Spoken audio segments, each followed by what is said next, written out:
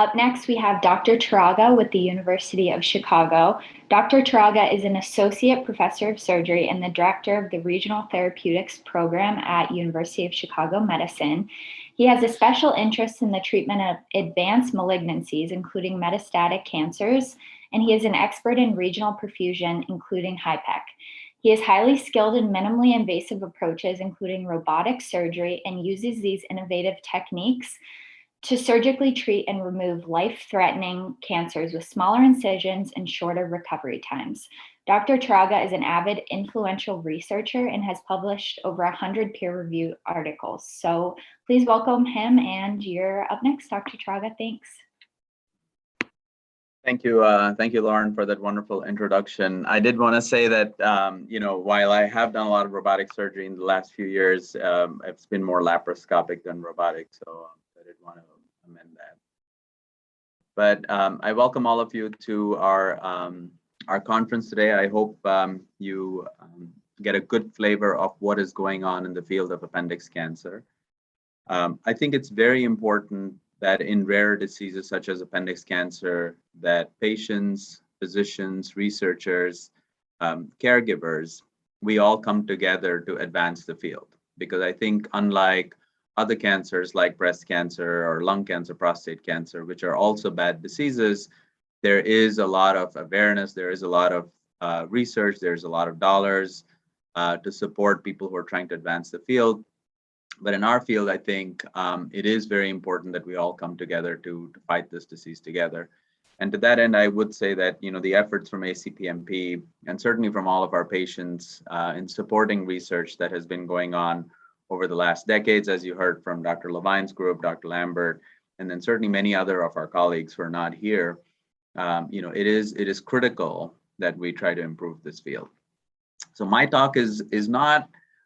It's meant to make you all think a little bit.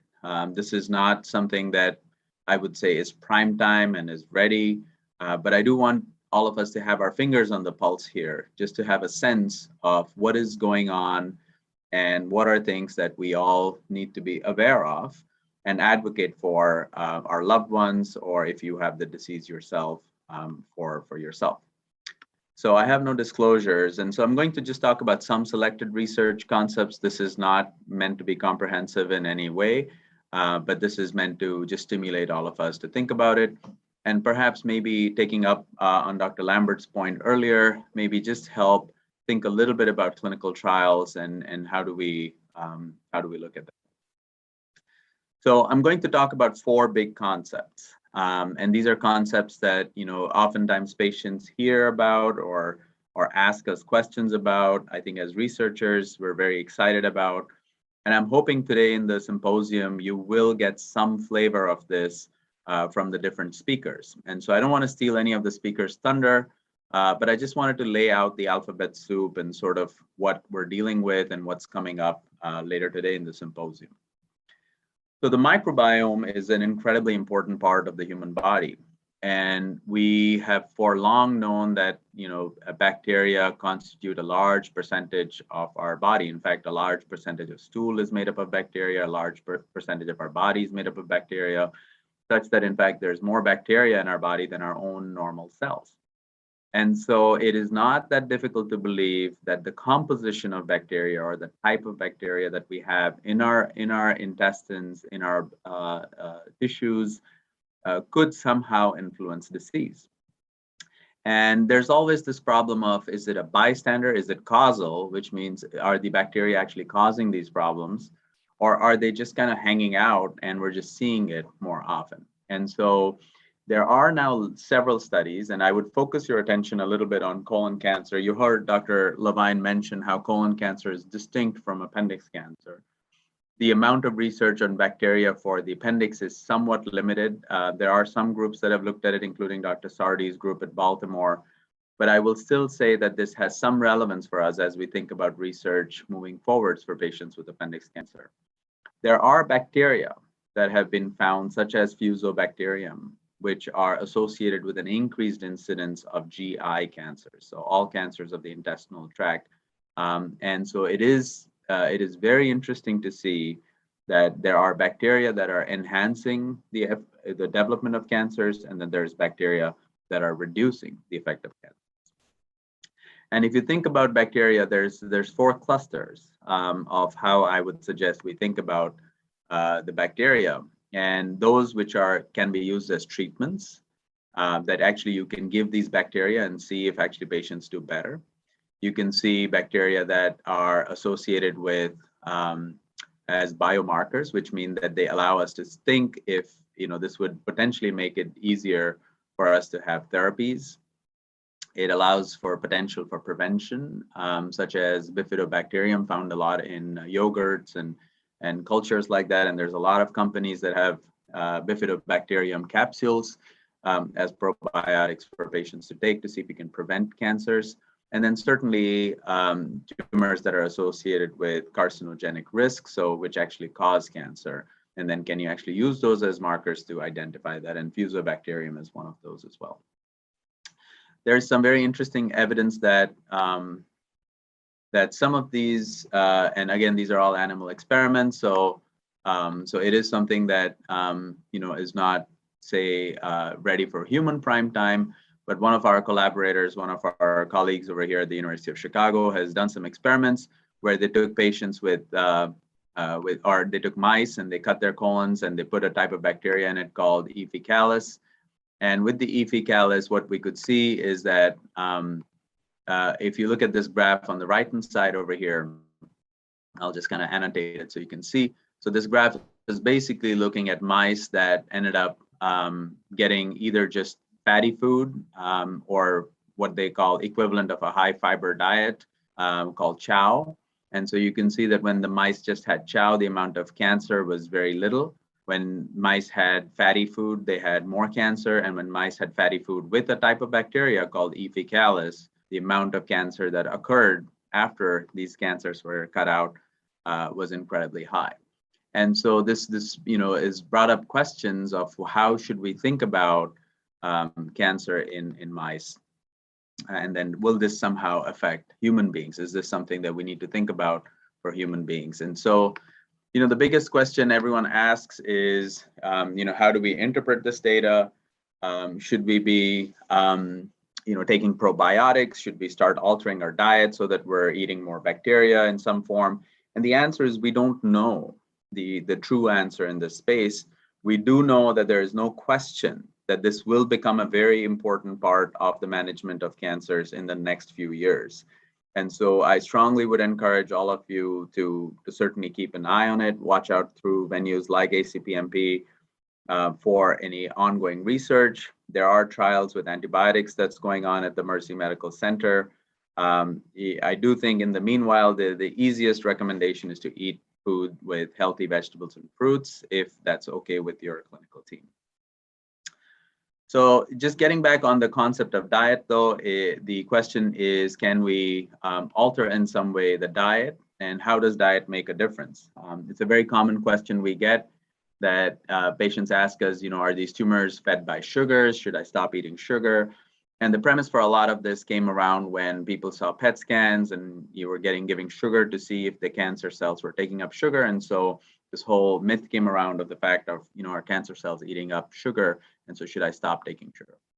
The bottom line answer, as far as we know, is that, cancer cells, just like other cells, take up energy. They're just dividing faster, so they take more energy. And so therefore, they are fed. But if you starve yourself, it's likely that you would starve even your normal body.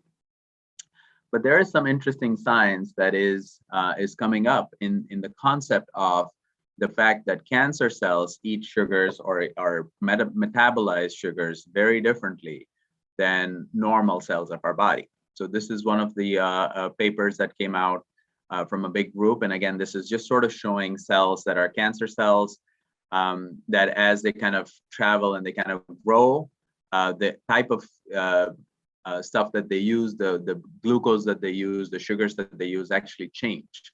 And the way that they use it can be with different types of phosphorylation, which means if you think about it, when you run and you get cramps, it's sort of the buildup of lactic acid. A lot of these tumors are now relying on some version of anaerobic metabolism, which means that these these cells are growing so fast, they're not able to keep up with the blood vessels bringing glucose to them, so they start burning other substrates or burn it in different ways without enough oxygen.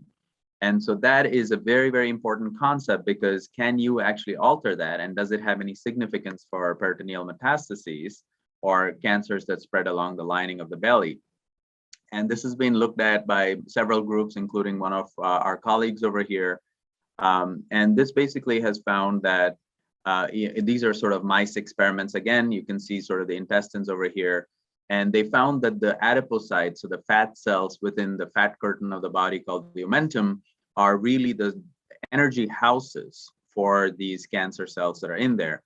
And if they have more of these adipocytes expressing some of these genes, you can actually cause these cancers to grow more. And when you block the fatty cells from stimulating this, the amount of cancer growth is lower. So a very, very interesting space right now of thinking of what we call metabolomics.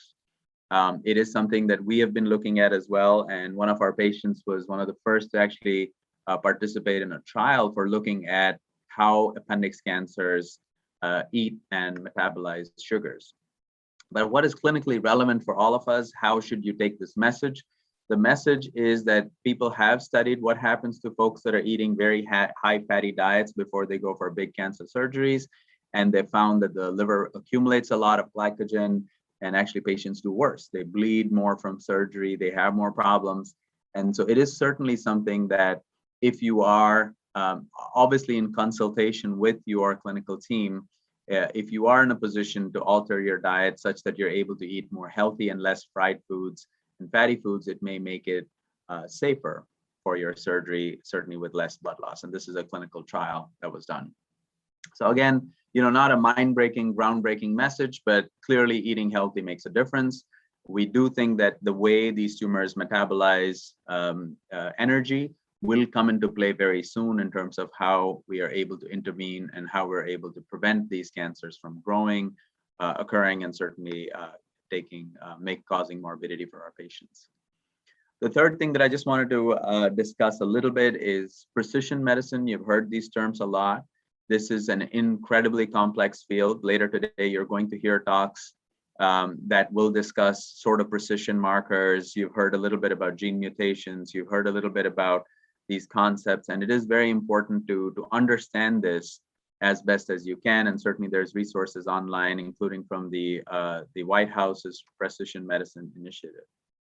But precision medicine means really, can you actually target the cancer, and can you tailor the treatment for the patient? So really, how do you make the treatment as personalized as it can be for anyone who is undergoing treatment? And so if you think about the types of treatments, anti-cancer treatments we have chemotherapy, which is very broadly, it hits everything. Anything that's growing or dividing, it goes and kills it. So you lose hair, you lose taste, you feel not so well. And that's because it's just a generic, it's sort of like a blanket, it's like a carpet bomb, you just throw it on everything. And then you have hormone therapy, which is more specific to cells that only have hormone receptors. We don't use that in appendix cancer. Then there's these epigenetic modifiers, which basically change the way cells replicate. So they kind of work on these support structures in the DNA that helps prevent them from replicating. Again, not something we use often in appendix cancer. Immune stimulators and checkpoint inhibitors, so immunotherapy, that I'm sure a lot of you have questions about. There's 2 sessions dedicated to discussing immunotherapy, but something that we are excited about seeing how we can activate in patients with appendix cancer. Angiogenesis inhibitors, so targeted agents that actually reduce delivery or traffic of blood vessels and blood supply to cancers. Much more specific, much more precise. Bevacizumab, or Avastin as some folks call it, is something that many patients or family members might be aware of. Certainly vaccines and adoptive immunotherapy, which is where you take cells and actually bring it in. I'll talk about that briefly later. And then antibodies, which are specific to your cancer. And then finally, drugs which are so targeted, so precise to your cancer type that allows us to take care of this. But there are 2 types of gene testing, and it's important to understand both. The first is called germline testing. Germline testing means I have cancer. Am I going to transmit it to my kids? Or my parents had cancer, will it come to me? We have never truly established any germline mutations for appendix cancer or appendix disease. However, it is interesting that now, even in previously seen cancers which we thought had no family histories, like pancreatic cancer, now we are finding germline mutations which don't correlate with the family history necessarily. It may be something to be aware of, and certainly, you have to discuss with your clinical team whether it's a worthwhile thing to get germline tested, which means to test and see if this is transmitted in families. We have no evidence to say that it is important in appendix cancer right now. But the more common testing that happens to a lot of our patients is somatic mutation testing, which means we take the cancer and then we break it down, look at the DNA, and try to study it under the microscope to see what it is. That's where you see these reports which say you have KRAS mutant, P53 mutation, CHEK2 inhibition, CHEK2 mutations. So whatever these mutations you will see are part of the somatic mutation. This language has to become part of your dictionary. You do need to know what this is. Why? Because as you'll hear from Dr. Watanopoulos later and others, this is where excitement in precision medicine is happening. Can we take your tumors, study the mutations, develop a model where we can understand what these tumors grow like, figure out what treatments work for it, and then treat it? And how can you grow it? You can grow it in something called organoids, which are balls of tumor. You can grow it on cells, which are sort of layers of tumor. You can grow it inside animals like mice. You can put it in mice and pigs and gorillas and see how these tumors grow, and then kind of treat it and see if it works, and then take the same treatment and give it to patients. There's platforms which don't rely on any of this. But the problem with this technique right now is we know these tumors are very heterogeneous, which means that if I take a tumor from one part of your peritoneum and another part of your peritoneum and the appendix, they would all be slightly different. And we also know that there's pressure. As we give more treatments to these, we do a HIPEC, we do another surgery, these tumors evolve. So what looks like one mutation at one time point may be different at a separate time point, may be separate in a different location. And so it's very hard to be precise to treat one tumor when this thing is evolving and changing. And so this is another concept you're going to hear later today. And so stay tuned. These are very exciting talks, but can we use liquid biopsies? Can we find cancer cells in the blood and use these as tests to identify which cancers need to be treated, which cancers can be treated better? So if you have appendix cancer that has been completely removed, but then it's coming back and it's growing, and we've tried chemo A, like FOLFOX or FOLFIRI, and it's not working, can you actually study it, be precise about what you're going to use to treat it, and then treat it, and then monitor the response using cell-free DNA? So very, very exciting concepts being developed, I think also being developed very strongly in appendix cancer, thanks to a lot of research funding from ACPMP. So I do think that this is exciting in terms of where this field is headed.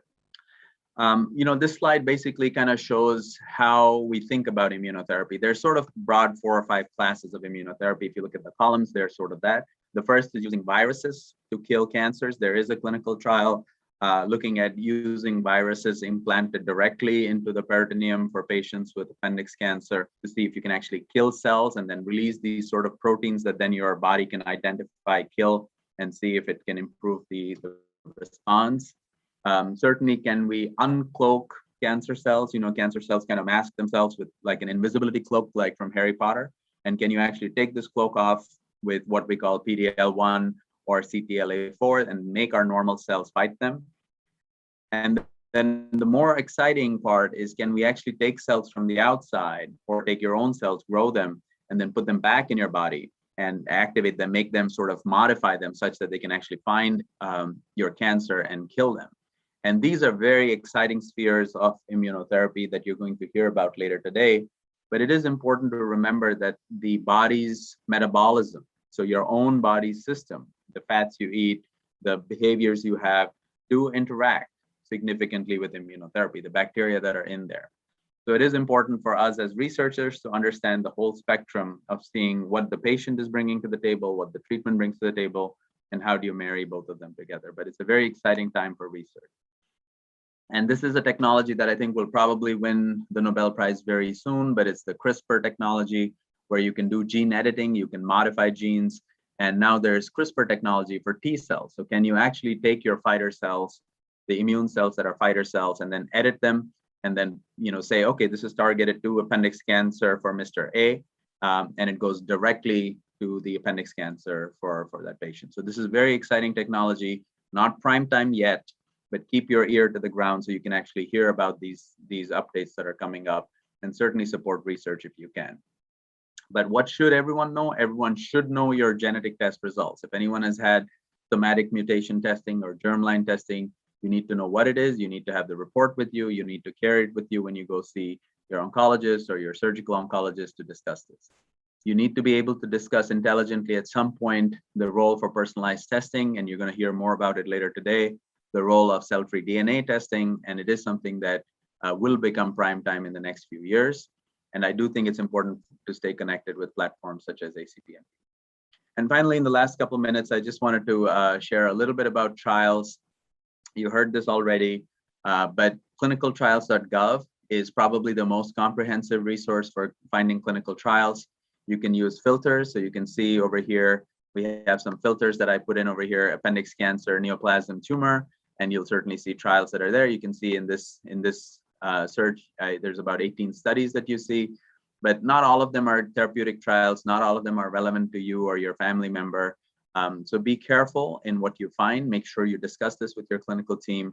But what is more exciting is that now we're thinking about tumors more based on their mutational profiles. So yes, it's important that the cancer comes from the appendix, but now maybe you can treat an appendix cancer the same way as you would treat a lung cancer or prostate cancer if it has the same mutation as the lung cancer and the prostate cancer. So this is an interesting new development where we are starting to think about cancers more than just where they're coming from, but we're thinking about them more as where they're coming from, along with what they contain and what mutations they have. So it is important to look for targeted trials. This graph on the top shows that when patients are treated with personalized treatments, looking at their mutational profiles, they tend to do a lot better. So this is the survival curves of different types over here. And this is a big meta-analysis looking at lots of studies and finding that whenever patients are offered personalized treatments, they tend to do slightly better. It doesn't mean there's always personalized treatment available, but certainly something to be aware of and looking at. So finally, I would just say, there is a lot of information out there. There is a lot of misinformation also out there. You have to use your clinical team as a guide. They will help you navigate treatments. We're all in this together to try to cure cancer. And I think the best thing we can all do for each other is to advocate for better research and to make sure we support organizations such as the ACPMP to help reach this mission. So thank you again.